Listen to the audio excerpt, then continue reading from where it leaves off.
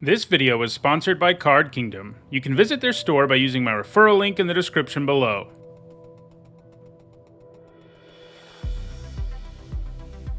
Hi everyone, I'm THORN, and it's Friday, and that means it's time for another MTG Top 10, the series where I rank cards based on their historical performance at Magic's highest level of competition. Over the years, I've looked at a lot of different creature stat lines in this series, but there are a ton left, and today we're doing another one with a look at 2 mana 2/3s. A 2/3 for 2 mana is a pretty nice stat line and definitely slightly above rate these days, so it's a good starting point for a creature. In the past, it's worth noting that it was way above rate. In fact, the very first 2/3 in the game was Arabian Nights' Urg Raiders. In late 1993, when it was originally printed, its stat line was so good that they had to give it a downside. If it didn't attack on a turn, it did 2 damage to you at the end of your turn. The card was good enough to see play in aggro decks back in the mid-1990s, though it did just miss out on making this list. These days, 2 mana 2/3s are printed much more regularly, and we even get them with upsides. In all, there have been 53 2 mana 2/3s, and in this video we'll take a look at the 10 that have left the biggest impact on competitive Magic. Before we get started, here's a quick reminder on how I score cards in these videos. A first tier top 8 is worth 2 points. That includes events like Pro Tours and Mythic Championships. And a second tier top 8 is worth 1 point, and that includes events like Magic Online Challenges and Grand Prix. Alright, let's get to our list. At number 10, it's General's Enforcer. This 2 mana 2/3 makes your legendary humans indestructible, and it also comes with the ability to exile cards from graveyards, even giving you a 1/1 creature token if you exile a creature. It gained all of its points in standard Winota decks. Those were, of course, decks built around a legendary human, so the Enforcer was a nice thing to have around. Managing to hit one of these off of Winota's trigger was pretty nasty because it would suddenly mean she was indestructible. The Enforcer hasn't gained any points since 2020, and it seems likely a future 2 mana 2/3 will push it off of this list. At number 9, it is AYLI, Eternal Pilgrim. This 2 mana 2/3 has Death Touch and 2 activated abilities. One of them allows you to sacrifice a creature to gain life equal to its toughness. You can only activate her other ability if your life total is 10 life higher than it was at the start of the game, but if you meet that requirement, you can sacrifice creatures to destroy non-land permanents, which is obviously quite powerful. This is also pretty doable, thanks to her first ability. She gained all of her points in the Standard of 2016 and Rally the Ancestors decks. These were decks that specialized in reanimating their whole graveyard with the Rally. Because the creatures are only around very briefly, they don't get the opportunity to attack, so the deck abused the Rally by using sacrifice effects to get value out of all those bodies, and AYLI was one of the ways to get value out of them, since she could make your life total absolutely enormous. Sacrificing the creatures also meant you could reanimate them again with a later Rally the Ancestors. She hasn't gained any points since 2016. At number 8, it is Tainted Adversary, the newest card to make this list. Like AYLI, this is another 2 mana 2/3 with Death Touch. However, if you've got more mana lying around, you can pump it into the adversary's Enter the Battlefield ability, which makes it come into play with +1/+1 counters while also generating decayed zombie tokens. For example, if you pay 5 total, you end up with a 3/4 with Death Touch and 2 2/2 zombie tokens, which is a pretty great deal. In short, this has great stats to begin with in the early game, and then in the late game, its power level scales up. The adversary has gained points in standard and aggro decks like Orzhov and Dimir aggro, as well as mono black midrange. It doesn't have any points so far in 2022, but it has a good chance to add to its score, especially because it has so much longer left in standard. At number 7, it is BOROS Challenger. This 2 mana 2/3 comes with Mentor, which means that if it attacks with another creature that has less power, it can put a +1/+1 counter on it.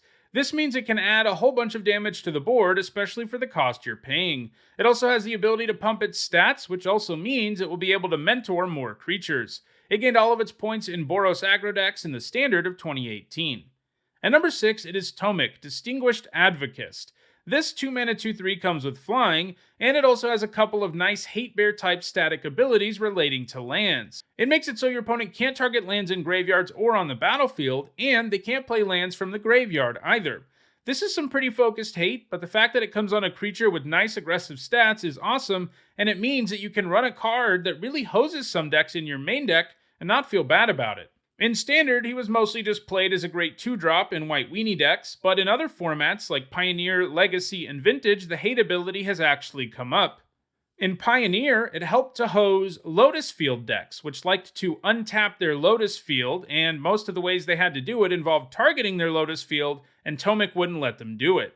Meanwhile, Legacy, Death and Taxes, and Eldrazi decks play him to hate on life from the Loam decks, and obviously he's quite effective there, since he shuts down the deck's eponymous card. It's also great against Legacy Lands decks, which are filled with land shenanigans, including using things like Wasteland. He's also played in Vintage aggro decks, where it shuts down all sorts of things, including Strip Mine. It's going to continue to accumulate points in the Eternal formats and maybe Pioneer going forward, so it has a very good chance at moving up the list. At number 5, it is Thorn Lieutenant. This 2-mana 2/3 gives you a 1/1 token when it becomes targeted by a spell or ability an opponent controls, and that's pretty nice because it means in most scenarios you're going to at least get a 1/1 token out of this card, as removal will give it to you. Then, in the later game, you can pump 6 mana into it to make it a 6/7. It gained all of its points in the Standard of 2018 to 2019, where it was played, like a lot of cards on this list, in aggro decks. This included Mono Green, Gruul, Selesnya, Simic, and Golgari variants. It hasn't gained any points since rotating out of Standard, and Tomic is only a single point behind it, and much more active. At number 4, it is Core Skyfisher. This 2-mana 2/3 flyer actually comes with something of a downside. You have to return a permanent you control to your hand when it comes down. However, in all the decks where it's been successful, its ability is used to gain an advantage more often than not. In Standard, it was played in aggro decks alongside cards like Goblin Bushwhacker and Stoneforge Mystic, both of which could generate significant value for you if you return them to your hand. After finding success in the Standard between 2009 and 2011, the Skyfisher went dormant for a while, but it benefited greatly from Pauper becoming an official format supported by Wizards in 2017. Since then, it's been a fairly heavily played card in the format where its great stats and ability to rebuy Enter the Battlefield abilities is quite nice. It's been played in decks like White Weenie, Boros Metalcraft, and 4-color Ephemerate. The last one is a deck that's all about reusing Enter the Battlefield abilities, so it's especially great there. It is going to keep gaining points in Pauper going forward.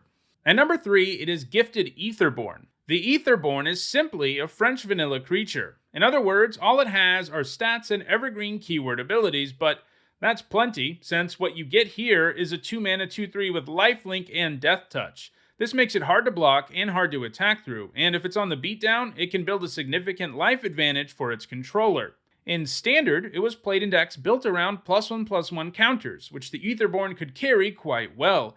It also saw play in mono-black aggro and blue-black control. It has also found significant success in Pioneer, where it's played in various black aggro decks, including Rakdos, Vampire Tribal, and mono-black. It's going to continue gaining points in Pioneer in the future. At number 2, it is Winding Constrictor. This 2-mana 2/3 comes with a powerful ability to augment abilities that add counters on your creatures, your artifacts, or you. It helped spawn an entire archetype while it was in Standard called Golgari Constrictor, which, as you can imagine, was all about adding counters to things. This was the same Standard +1/+1 deck that Gifted AETHERBORN was sometimes a part of. When combined with cards that put counters on more than one creature, like Verdurous Gearhulk or Rishkar Pima Renegade, things could get especially silly.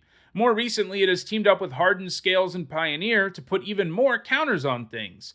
It hasn't been nearly as active since it rotated out of Standard, and it also hasn't done a ton in Pioneer over the last year or so, but it does have at least some shot at gaining more points in the future. And at number 1, it is SYLVAN Advocate. This 2-mana 2/3 comes with Vigilance, and in the later game it can feel a heck of a lot like Tarmogoyf since it becomes a 2-mana 4/5. The Advocate would likely have seen play in any Standard format, but it got an extra boost out of the fact that when it was a 4/5, it could survive one of the main board sweepers in that Standard format, Languish. There weren't any other 2-drops who could make such a claim. It also didn't hurt that it also made your creature lands bigger, and there were several of those in the format. The efficiency of the Advocate virtually made it into a staple for green decks, and this was true in control, mid-range, and aggro builds. Control decks could play it alongside their Languishes without being worried they would lose their creature, and the other decks could play it purely based on its efficiency. Just to name a few of the decks it was featured in while in Standard, there was Collected Company, Green-White Token, Sultai Control, Gruul Ramp, and Golgari Constrictor. The Advocate hasn't gained a single point in almost 4 years, but it also has a significant lead over everything else on this list, so I imagine it will remain in the top slot for the foreseeable future. Well, those are the 10 2-mana 2/3s that have left the biggest impact on competitive Magic. If you want to own any of these highly efficient creatures, check out the description where you can find a direct Card Kingdom link for each card that made the list. If you enjoyed this video, please like it and share it so that others can enjoy it too. If you want to make sure you catch future videos, don't forget to subscribe and turn on notifications. If you want to catch up on the over 450 other MTG top 10s, including several more that look at specific creature stat lines, you should see the playlist on your screen shortly. Lastly, if you want to go the extra mile in supporting the channel, you can on Patreon. Thanks for watching.